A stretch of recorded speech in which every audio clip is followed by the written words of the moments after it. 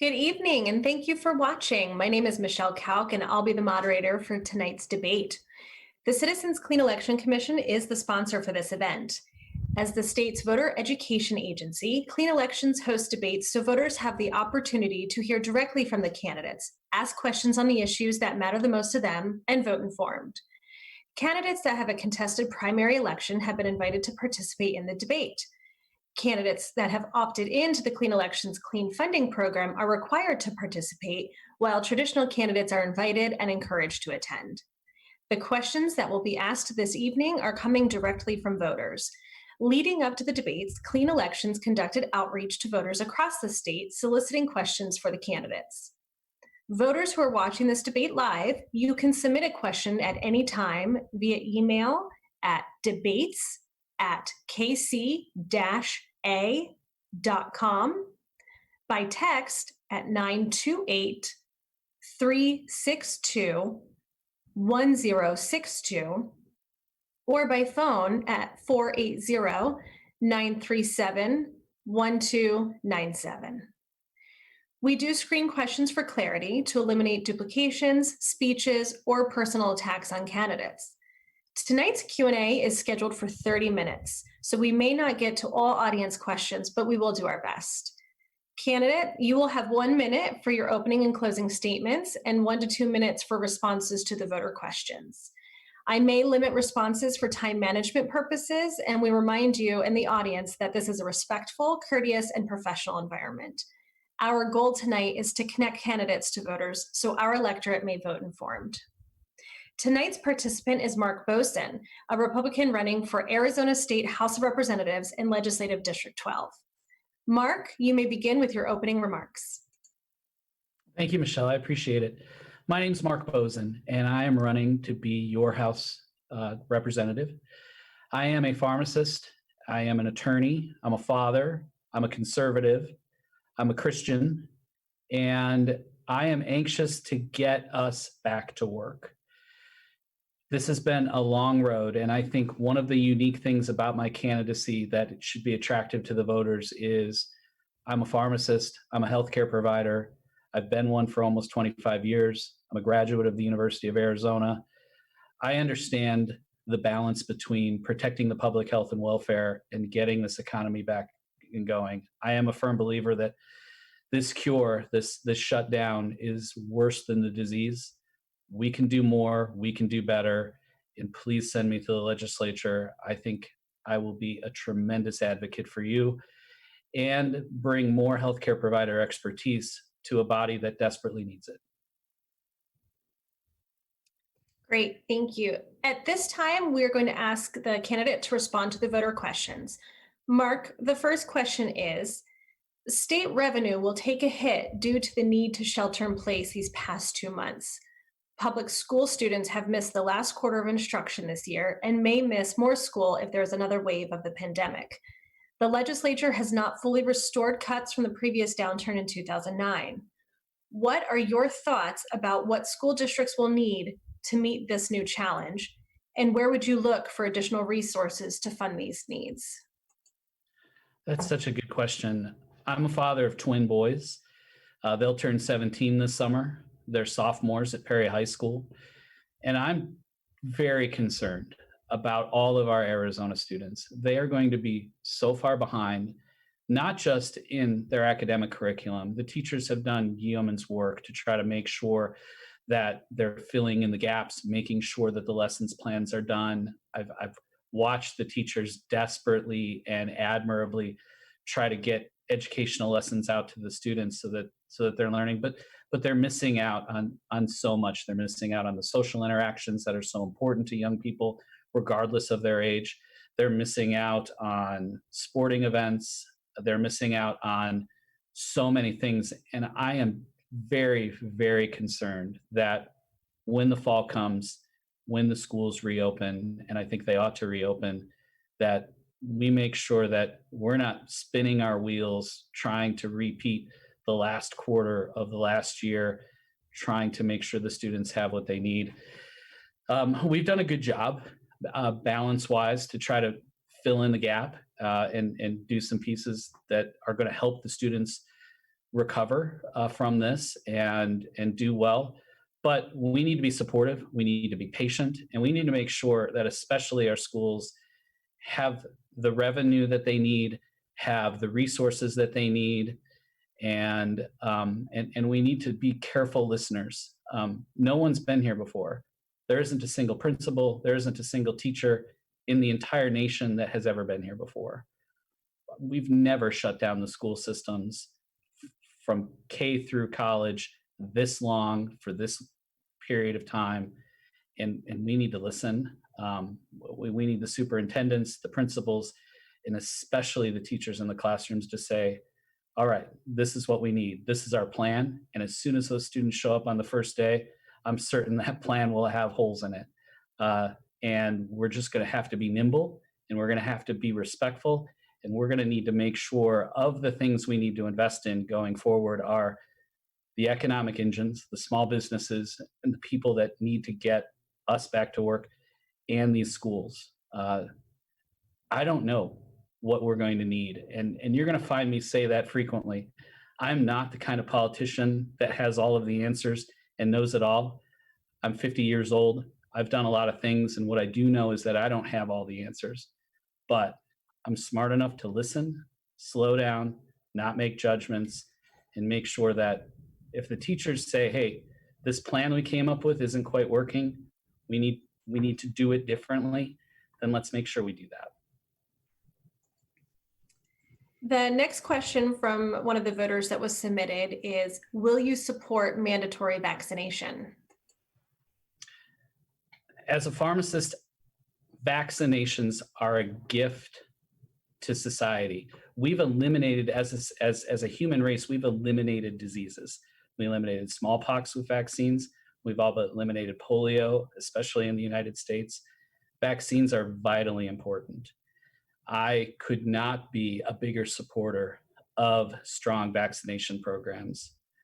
And in certain cases, depending on the risk area, schools, nursing homes, there ought to be a requirement that certain people be vaccinated, or an alternative to make sure that the rest of the people, including the person who didn't get vaccinated, is taken care of.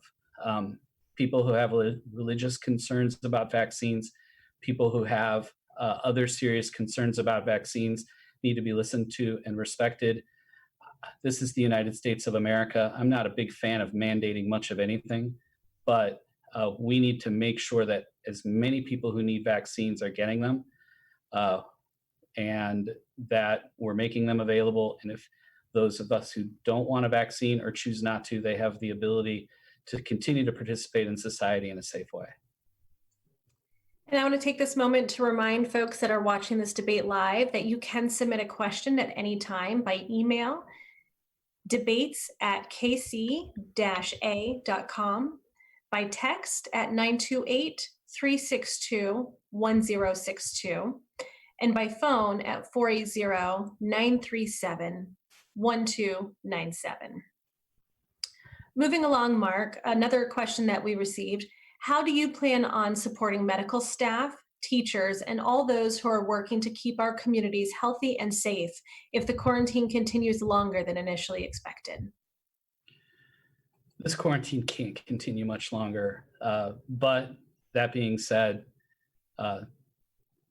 what we need to do is make sure that those people on the front lines, healthcare workers, regardless of who they are, small business owners who've started to open their businesses, small business owners who will eventually open their businesses, teachers, everyone who is especially in a high-risk group, but otherwise dealing with people in high-risk groups who are going to be exposed to people who may be COVID positive and have no idea.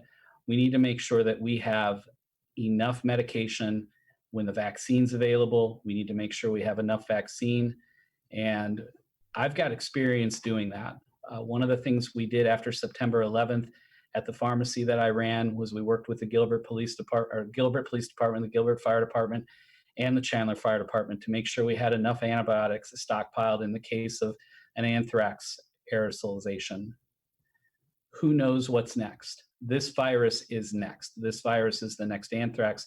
This virus is the next natural disaster, and we need to make sure that our production of medications, vaccines, and other components like testing kits are done here in the United States.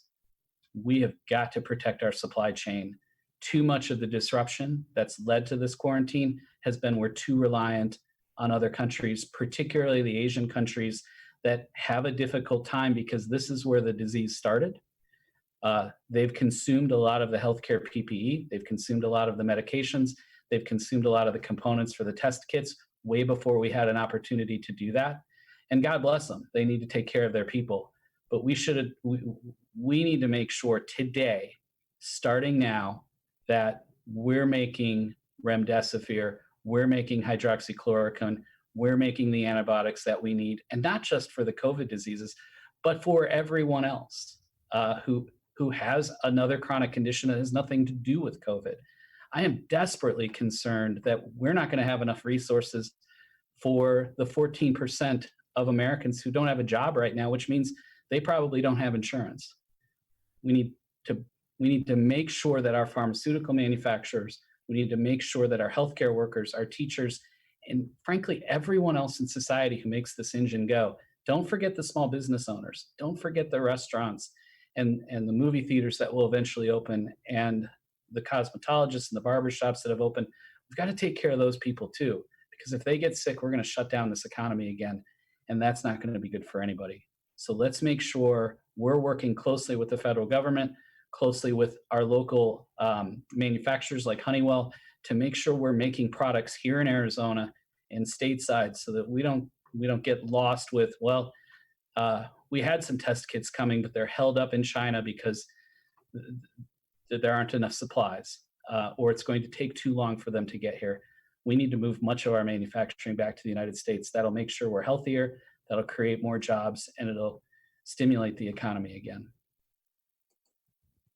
Okay, the next question. How do you plan on supporting students who are losing opportunities to gain industrial experience, greater financial stability, and so on due to the quarantine and COVID crisis overall?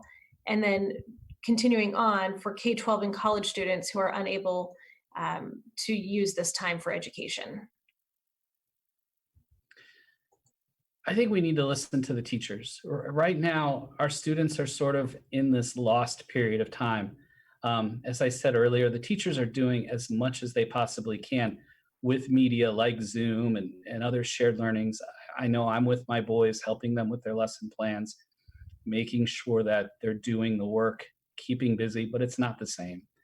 And so we're going to make sure that we're listening to the teachers when they say, hey, we're just not ready for a traditional curriculum right now. We've got to do some remedial training. We may need to utilize some of these technologies that we're using now outside of the classroom to help augment what's in the classroom so that the students can catch up. And I think our students can catch up. And we just need to support the teachers with, and the parents and the students with appropriate resources. The only good thing that comes out of a crisis is learning where our gaps are, learning where our Wi-Fi gaps are, learning where our students have technology issues, making sure that we're supplementing those and nobody's being left behind, frankly, when this all comes around again. And we've got to be patient. One of the things that we can't expect that it's going to be exactly the same when school starts again. Next year is going to be a little bit of a clunky affair, and we need to be patient with our teachers and our principals and our superintendents. And we may need to look very, very differently at how we educate students. And maybe that's supplementing the in-classroom work with some of the things we're learning right now. Keeping in line with education, some people argue that charter schools need more accountability. Others argue that unnecessary regulations burden school choice. Do you favor more or less accountability and regulation for Arizona's charter schools? So the charter schools, I think, get a bad rap, particularly in LD12, and I get why. We've got some charter schools that took advantage of the system, but for the most part, charter schools are a gift. My boys have been traditional public school educated in LD12 since kindergarten, and I'm fortunate. The Chandler School District, which is part of the town of Gilbert that I live in, um, has an amazing program. But I'm thankful that for school districts that aren't quite as strong as the Chandler School District, there are charter schools. There's opportunities to bring your money and take your tax paying money and move it into private schools. School choice, I think, and freedom to choose your schools is one of the most important balancing acts. Arizona needs to do more with its public education program. It is embarrassing that we're near the bottom. We need to take better care of our teachers. We need to take better care of our schools. But that's a long-term investment, and I'm committed to that. Right now, the compromise, so that, frankly, what do you do with the children now? What do you do with the students now to make sure that they're not left behind while we invest in the future, is offering them charter school opportunities, offering them the ability to take their money to private parochial schools if that's what they need for their family and their personal growth. And frankly, to go to different school districts or go to different schools within the school district. We took advantage of that. If you look at the Chandler School District, like all school districts, not every elementary school is the same. Not every high school is the same. They have different programs and different teachings.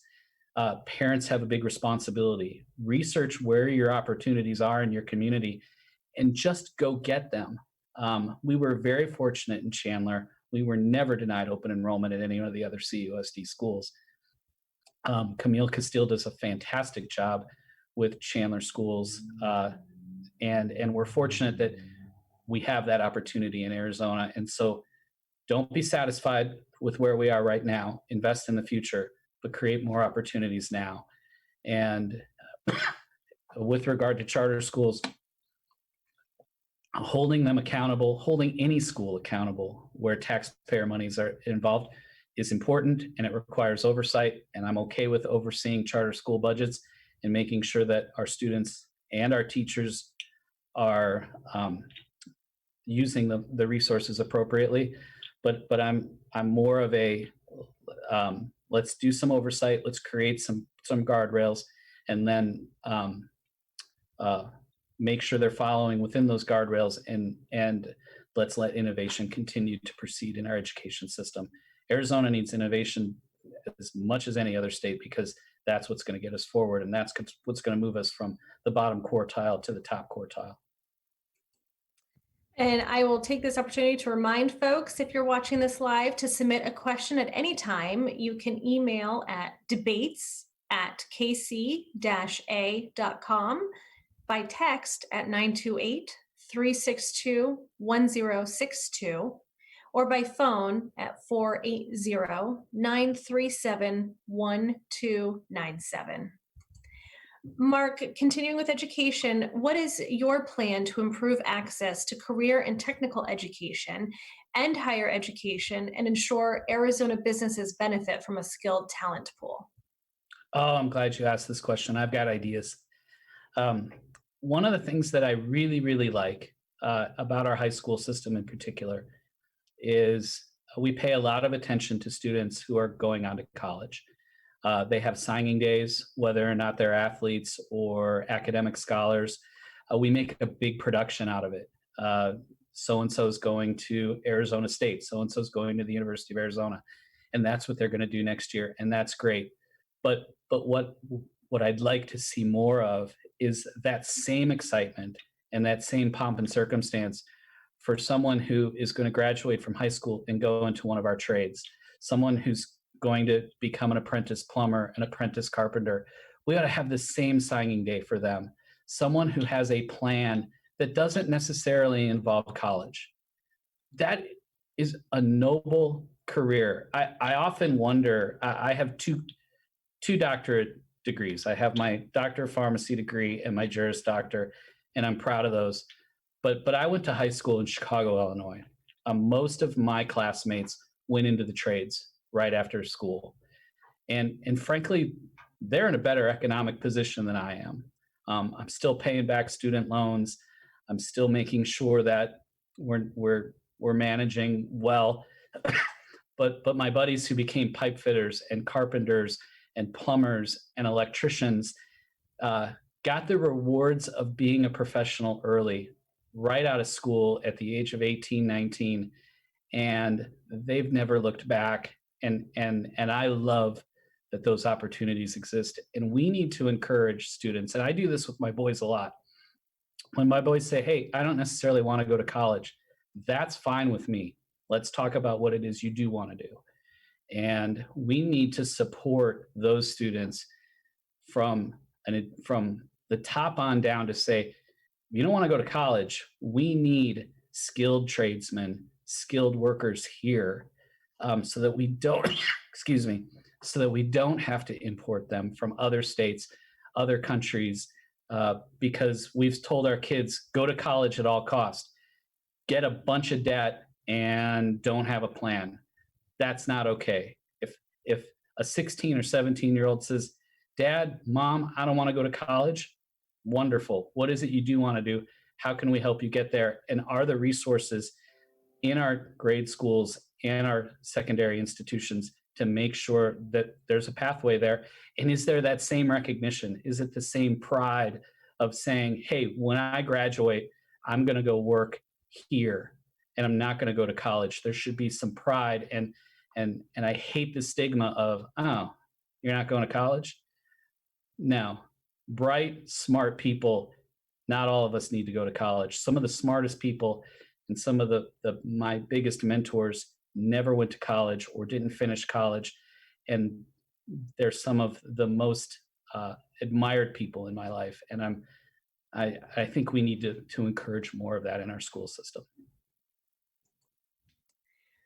Speaking of the economy and jobs and employment, with economic development and tax incentives available, what else can the state do to attract new jobs and new industries? Well, so I'm not. Could you repeat the question? There were some things on there that that I wanted to talk about, but you wanted to accept those things. Do you mind repeating the question? Of course. So currently, the state has economic development and tax incentives for business attraction. Are there other things the state can do that can attract more jobs and industries to our state? I see. All right. So if I'm not allowed to talk about tax incentives for businesses because the questioner says, "Hey, look, I already know about that. I want you to talk about something different." Let me talk about something different. Tax incentives for the people who are going to work in those industries. How do we attract more people? Why do people leave California to come to Arizona? Why do people leave California to work in Texas? Why do people move from New York to Florida? It's because of the personal tax liabilities and frankly climate and quality of life, cost of living. We have a good low cost of living here in Arizona and an amazing place to live. I remember when I was moving my family back from Washington, D.C. to Arizona. When I graduated from the University of Arizona, I moved to Washington, D.C., met my wife there. The boys were born there. And when they were just 6 months old, we drove them to Arizona. And I remember thinking as I'm driving across the border, and we did that whole drive, 5 days, 2 dogs, 2 cars, twin boys who were 6 months old. Me and my wife drove all the way across the country. And I remember crossing the border into Arizona. We were home. And I remember thinking, holy cow, why isn't everybody in the United States moving here? I had just left Washington, D.C., where we were paying $500 a month to rent a parking spot downtown just so that we had a place to park our car. And we're moving to a place that has amazing climate, very few natural disasters. I still have 4 seasons in Arizona. I can drive to Flagstaff anytime in the winter, couple hours away, enjoy the snow, come back. It is the perfect place to live. That being said, why aren't more people moving here? Well, because we need to incentivize them personally. Yeah, it's okay to bring their work here. It's okay to incentivize the owners of the business, but we also need to make it a good financial decision for the workers who are going to work in those places. And I think we can do that. So I think I'm still treating the question fairly. Tax incentives, but not necessarily for the business entities, but for other people who are working in those businesses. And we have just a few minutes left in our time here. And I want to remind folks, if you have any questions, you can submit them. You can do that by email, debates@kc-a.com, or text 928-362-1062, or by phone at 480-937-1297. Mark, the folks who are paying attention at what's happening at the legislature have seen a few headlines about activity between lobbyists and legislators. Do you believe the legislature should adopt ethics rules governing personal relationships with lobbyists? Well, there are ethics rules right now that can be utilized. I don't like untoward relationships in any line of work, politics especially. Um, to be very frank, have been a registered lobbyist and just resigned that registration recently so that I can run for this office and I can help support other candidates. Lobbyists are an important tool to public policy, and people who don't understand lobbying may think I'm crazy, but if you think about it, you're going to elect me to make a decision on every single thing that affects your life in Arizona.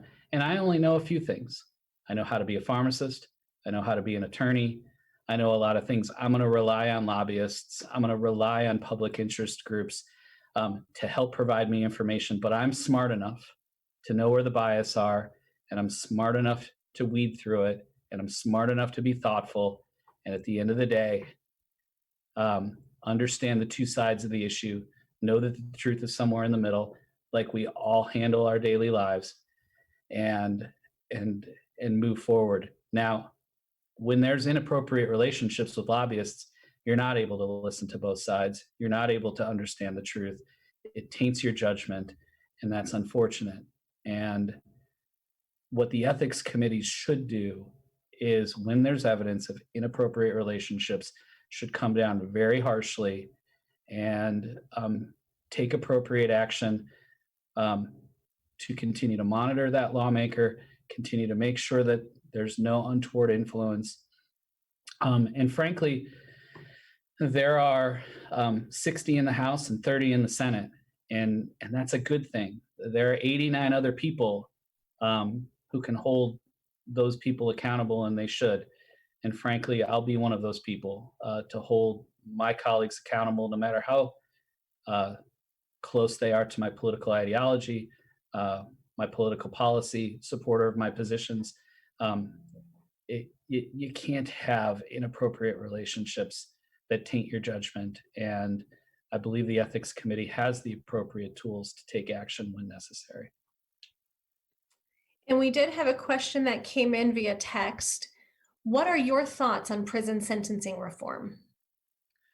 Prison sentencing reform. This is something I've been working on since I started working for a company called Alkermes. Part of my resume is working with a pharmaceutical manufacturer named Alkermes. Alkermes makes a long-acting medication that's injected once a month, and it helps block the response to opioid and alcohol. It helps people who are addicted to heroin, addicted to other opioids, and people who are addicted to alcohol move on with their life and enjoy the benefits of cognitive behavioral therapy. Why am I bringing that up? Why is that relevant to the question? I get what the question asker might be thinking. Because of that, you can think about substance use disorder and frankly mental illness as most of my work in that world to try to get people the therapy that they need was done in the prisons. And I saw firsthand how terrible our prison systems are, in that they become places where we just park people with substance use disorder and mental illness, and they don't belong there. Whatever crime they've committed, whether it be a drug crime, whether it be a nonviolent felony, whether it be a nonviolent misdemeanor, most people don't belong in jail. We incarcerate way too many people in the United States. Um, we need to make sure we destigmatize the disease of substance use disorder, destigmatize mental illness, so that, and we need to work on what's called reforming the IMD exclusion. And that's a federal rule that was well intentioned. It got rid of large psychiatric hospitals where we housed people just like they were in prison. And we said, hey, the IMD exclusion says if you're going to run a residential facility that deals with mental illness, you can't have more than 16 people there spending the night. Well, that's why we have resource problems, is these organizations can't provide services that they need to provide because there's just not enough capacity. So we need to be more careful. And as an attorney and as a pharmacist, I feel like I'm well positioned to guide public policy on this. From the healthcare provider standpoint, we need to be doing more for people who are labeled criminals because, frankly, the root cause of their criminal behavior is likely having something to do with drug abuse or mental illness, and those can be treated, and we need to treat those people appropriately, get them back into society, get families back together, and move forward. And for those people who've committed nonviolent offenses, we need, excuse me, we need different avenues other than incarcerating. Incarceration is very expensive. It can be dangerous. We've got people who are worried about getting COVID in the prisons and the jails. And it's dangerous. It's dangerous for the people who work in the prisons and the jails. And so what's very, very important is working on reasonable reforms and getting people back into society. I spent a considerable amount of time working with lawmakers in Utah and Alaska on their reentry programs. We need more robust reentry programs. We need more money to the reentry programs because the last thing we want to do after housing people and spending countless dollars on them who've been in jail or prison is send them into society in a manner that they just can't function because no one will hire them. There are no resources, there are no vocational training, there are no educational opportunities for them. We need to get people, once they've paid their debt to society, we need to have robust reentry programs that make sure they don't go back into prison or jail. And we also need to pay more attention and not send so many people to prison or jail. And there's a balancing act. I'm not a soft on crime guy at all, but there are certain crimes that deserve certain punishments. And there are other crimes that we just need different mechanisms to deal with. Great. As a follow-up to that, the Arizona Department of Corrections has been in the news in the last year, and there has been a lot of dialogue at the legislature about the Department of Corrections versus privatizing prisons here in Arizona. Do you have thoughts on that? There's a balance. I work with a lot of the private prison companies when I was with Alkermes, and I worked with a lot of public prisons. Frankly, neither one of them does it particularly well. All have an opportunity to improve their systems. They're all dealing with limited funding, limited resources for what to do with prisoners while they're in jail or prison, what to do on reentry programs. I'm not opposed to privatizing prisons and jails. There are some companies that can do that better than others, and we need to leverage the private sector. Generally, the private sector does it cheaper and more efficiently than the public sector, but there needs to be a balance. The private sector needs to work more closely with the public sector, so that it's not all about what the private prison vendor wants to do. It's not all about profit. It's not all about how much revenue is coming in. Is it outcomes based, similar to our education system? Is it outcomes based? Are they held accountable? And is the money going to the right places?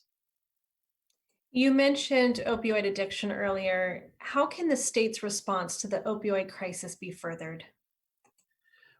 First and foremost, it needs to be treated like a disease. It is. And I know that might hurt my campaign. I know there are a lot of people I talked to who said it is a willpower thing. People make mistakes and there are consequences to them. But once you're addicted to opioids, there is a biological process and a physiologic response that requires intervention, and we need to destigmatize it first and foremost. We need people to say, I need help. We need better early detection and force people into help. One of the things that makes me sad is that when one of the things in my resume is as a young person, I was the executive director of the Maine Association of Substance Abuse Programs. That was 1999 to 2001, and I got to work with the treatment providers in Maine. And one of the things I learned, unfortunately, is you don't wake up in the morning with an addiction and say, today's the day I'm going to totally get myself some help. Because your brain doesn't help. You have two parts of your brain. The limbic region of your brain is where most of the disease occurs, and it overwhelms your cerebral cortex, which is where your pros and cons and executive decision making happen. We need to recognize this as a disease. I need all healthcare providers to recognize this as a disease. One of the things that frustrates me about my own profession, which is pharmacy, I will catch a pharmacist saying, hey, I found someone doctor shopping today. I kicked them out of my pharmacy and I sent a fax to the board of pharmacy. Every other pharmacy in the state knows that this person's a drug seeker and I did a good thing today. And I said, you did a horrible thing today. You wrote that person a death sentence. Yes, you recognized someone had an addiction and you sent them out onto the street. You're a healthcare provider, first and foremost. You have an obligation to try to get them into a program, get them some help. And what you did is you said, hey, I'm going to take away, frankly, the safer drugs and send you out on the street to God knows what the cartels are bringing in from Mexico or other parts of the world or manufacturing right here in Arizona. And you've just you've just killed them. That is absolutely the wrong approach. We need to recognize this as a disease like no other disease. If you have cancer, if you have diabetes, if you have high blood pressure, there is a treatment plan. We have many medications, several medications that can help people, cognitive behavioral therapy, and a number of other programs, and we need to invest in more of them. When someone comes to the pharmacy or the ER and says, I need more OxyContin, and they're making up a story, the last thing we need to do is throw them out the door and treat them like they're a criminal. We need to treat them like they're sick and get them the help that they need. And that is vitally important. I was actually disappointed by one of the initiatives, the governor's initiatives, that when he said, hey, we're going to put red caps on the vials and we're going to warn people that every time pharmacists you dispense the most potent and most dangerous opioids, you're going to put a warning label on it and you're going to put a red cap on it. And I thought, that is the dumbest idea I've ever heard. What you've just done is you've given people a red scarlet letter, a red cap, and the only thing it's going to do is it's going to teach the criminals in society who's the one I want to mug as they walk out to the pharmacy because I want the ones with the red caps on their bottles. People know the drug is dangerous. People who are addicted to it know that it's dangerous. The definition of addiction is knowing the consequences of your actions, which are going to be negative, and continue to engage in them anyway. We need a more comprehensive approach, destigmatize the disease, make sure we've got places more than 16 beds big if we need them, so that people can get the treatment that they need. That is job number one. And lastly, tying it up with the healthcare issue, is the state adequately addressing mental health care? No state's adequately addressing mental health care. Same issue as with opioids. We stigmatize that. We have people, particularly young people, who are afraid, afraid to ask for help. People suffering with depression, bipolar disorder, borderline personality disorder, schizophrenia. We shun those people. We tell them, just suck it up, get better.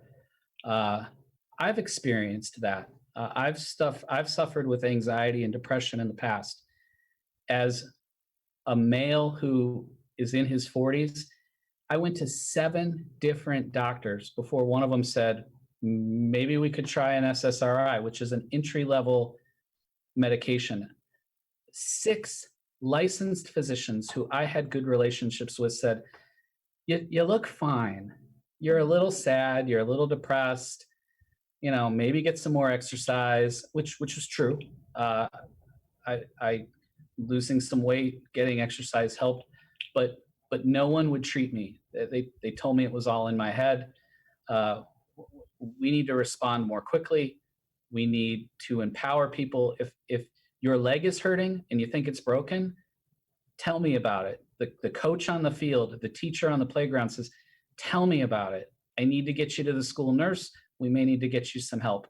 If you're in school, you're in a family, you're in a business, and you're like, look, I'm having a really hard time struggling and I can't figure it out. I might be depressed. I might be anxious.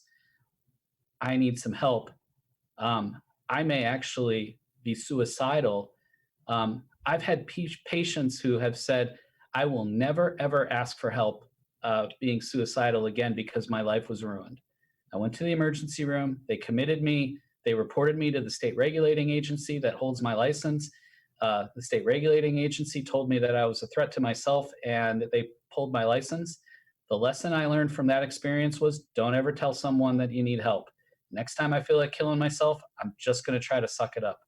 And that is a horrible story, and it happens all of the time. No, we are not treating mental illness with the resources that it needs. It starts with society. It starts with healthcare providers recognizing that this is a big problem that we've ignored. And frankly, if you're a healthcare provider and you don't know what to do, if someone comes in requesting help, get the training. Make sure you at least have a plan. I ask pharmacists all the time, if someone walks up to you and says, hey, I feel like I have a problem, do you have the slightest idea of who to call? You know who the surgeons are, you know who the primary care doctors are, you need to know who the mental health providers are. And we need to destigmatize this, and we need to make sure that people have access to the resources that they need. Thank you, Mark. A reminder, Mark Boesen, running for Legislative District 12, Arizona House of Representatives. Mark, would you like to give your closing remarks? I'd love to. LD12 is a fantastic district. We have a strong history of powerful and good Americans that come out of there. This is a seat that was once held by Congressman Andy Biggs and so many people before him. Travis Grantham, Warren Peterson, and my opponent, Jake Hoffman, are amazing representatives of the party.